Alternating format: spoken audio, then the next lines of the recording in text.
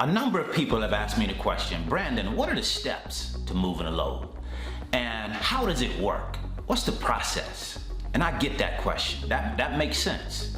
You know, you hear so many people out there talking about freight brokering, how lucrative, freight brokering is, but you don't really see anybody showing you how it's done. Yeah, they provide steps, but if I'm a freight broker, I should be able to bring you in and give you a bird's eye view as to how it works. How do I make money as a freight broker? If I'm telling you I sit at the comfort of my home and I've managed to move the freight and I make money doing so, then we need to show you how that's done. So instead of telling you how we do it, I'm gonna bring you in and give you a bird's eye view into how I move a load. I'm gonna take one of the loads that we're moving today, as a matter of fact, and I'm gonna shoot a video and show you how it's done. So all you need to do to get signed up in order for me to send you this email is just go to our website, www.training.alliancelogistics.net, and sign up with us. Give us your email address, and once you do that, I'll send out the video series that I'm gonna do, and it's gonna probably be next week or the later this week that I'll send that out.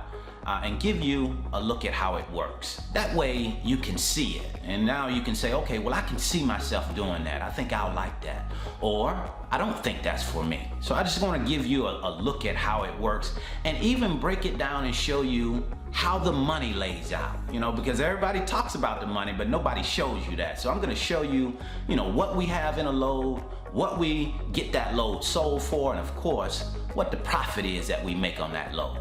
So we're gonna walk you through that just to give you a look at how it works. So now I'm gonna move on to my topic. What we're talking about today is, should you pay carriers if you don't get paid from your shipper?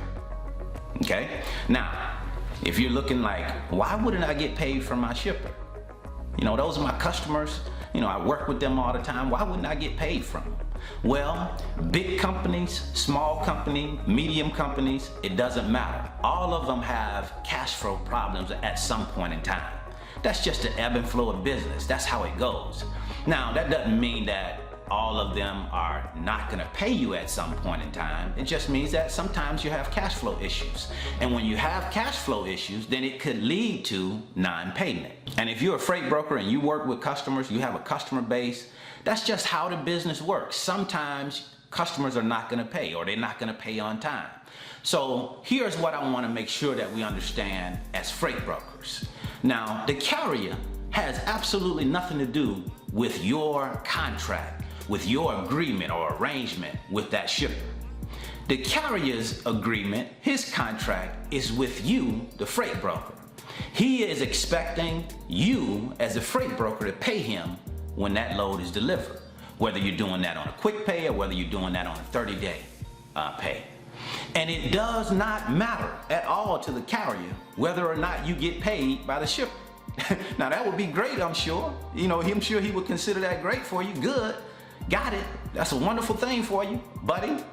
But the bottom line is, your relationship is with the carrier. You have an agreement with that carrier that say you're gonna pay him X amount of dollars. So regardless of what the shipper does with you, you are responsible to pay your carrier. Okay, so now I don't want to scare you and make you think that this happens all the time, but it does happen. This happens sometimes. I've been doing this now for 3.5 years, and I've had it happen probably 2 or 3 times. Each time I've gotten paid. I hadn't had a problem with getting paid. I've gotten paid eventually, but not in the 30-day time period. And I've even received bad checks from shippers, but at the same time, they came back and they made it good. So things happen. But I didn't delay in paying the carrier, saying that, oh, okay, well, I gotta wait until the shipper pays me, because that's not the arrangement. That's not the agreement between the carrier and I. He expects payment. And when I put my word out on something and say that I'm gonna do it, when I say that I'm gonna pay a carrier, then that's what's gonna happen. Bottom line, regardless of what happens with the shipper and I, my relationship with the carrier, my arrangement says that I would pay him in a 30-day period, or a quick pay, or whatever, however we're set up.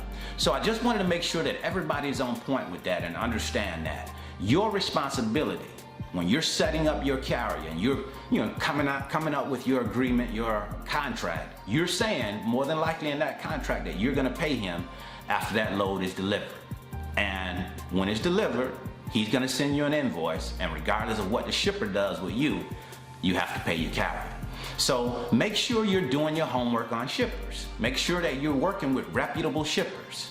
Shippers that are known for paying and have been doing that for a long period of time. Because you're extending credit, whether we understand that or not, you're extending credit to that shipper. And if he has a good credit history, he does what he says he's gonna do, then you're likely gonna get paid. If he doesn't have a good credit history, that company doesn't have a good credit history, or it's a new company maybe, or some company you never heard of, doesn't mean that that company is not legitimate. It just means that you need to do your homework to ensure that they are. Now, if you're using a factoring company will take care of that for you. But if you're, of course, financing your own receivables, then you would have to make sure that your your shipper's credit is good to go. So that's what I wanted to share with you today. I hope this has been helpful. See you at the top, because the bottom is much too crowded.